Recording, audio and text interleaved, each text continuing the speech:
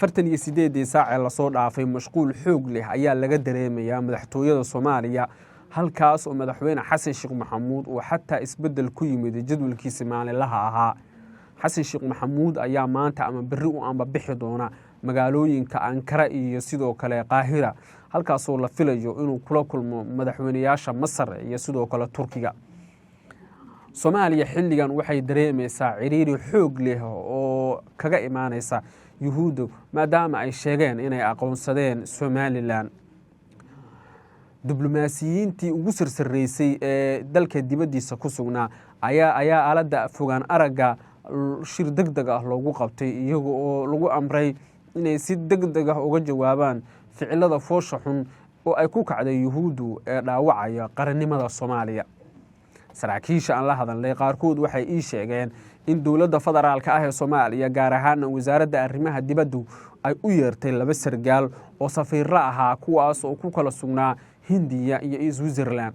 waxa wax laga weydiin doonaa siday u ogaayeen ama ay wax uga ogaayeen in madax bannaanida Soomaaliya la dhaawaco siday wararka iyo macluumaadku tilmaamayaan.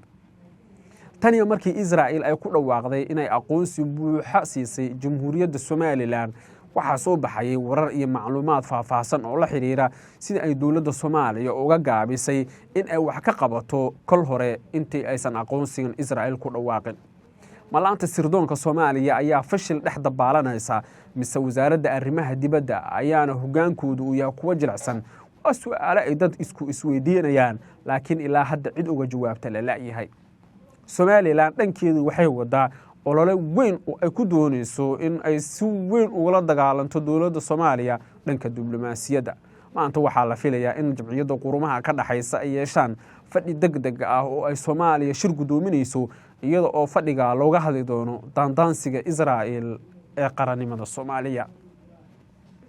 dad badan oo arrimaha la socda ayaa aaminsan in dowladda Soomaaliya ay hurday ama ay hurdo dheer ku jirtay xilligii Israa'iil ay waday loolanka ilaan wuxuu wax kadis ah oo yimid maahane laakiin madaxweynaha Soomaaliya oo la kulmay xildhibaanada labada aqal ee baarlamaanka Soomaaliya ku matala Somaliland ayaa u sheegay in uu si weyn ula yaabay arrintan isagoo sheegay in Cabdiraxmaan Cirro uu kala shaqeynayay qodobo waaweyn oo ku saabsan masiirka iyo mustaqbalka.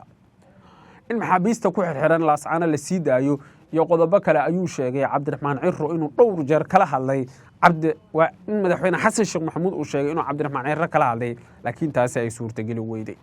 si walbaba ha ahaatee dhanka diblomaasiyadda si weyn ayay dowladda Soomaaliya hadda horumar uga sameynaysaa yuhuuduna jilbaha ayay dhulka dhigteen oo xaaladdu way ku xun tahay sida ay tilmaamayaan wararka iyo macluumaadkan heleyno.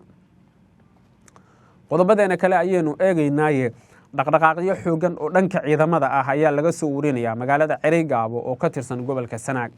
48 saac la soo dhaafay dhaqdhaqaaqyada ciidan ee halka ka socda waxay noqdeen kuwo sareeya oo bahda warbaahintu waxay tabinayaan in Siciid Cabdullaahi Deni madaxweynaha Puntland uu si weyn ugu dhexmilmay arrimaha siyaasadda iyo kuwa la xiriira arrimaha mustaqbalka oo ay dad badan aaminsan yihiin inuu doonayo inuu Cereygaabo dagaal ka rido. ciidamadii ku sugnaa Calmiskaad ee dowlad goboleedka Puntland ayaa halkaas laga soo raray waxaana ciidamadaasi la geeyay sida ay wararku tilmaamayaan magaalooyin ay ka mid tahay Badhan iyo Dhahar oo Sanaag ka tirsan.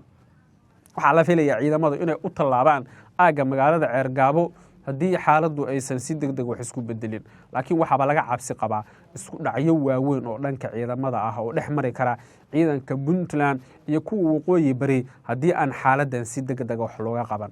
qobarada arrimaha la socotana waxay leeyihiin Siciid Cabdullaahi Deni wuxuu doonayaa inta lagu mashquulsan yahay arrimaha Israa'iil iyo Somaliland in uu dagaal ka rido Cereygaabo oo arrimahaas uu mashquul kala geliyo laakiin khubaradu waxay aaminsan yihiin in dowladda Soomaaliya ay si dhow ula shaqeynayso maamulka waqooyi bari oo ku aadan in daandaansiga Deni aan dhag jalaq loo siin laakiin laga shaqeeyo nabadda iyo xasiloonida.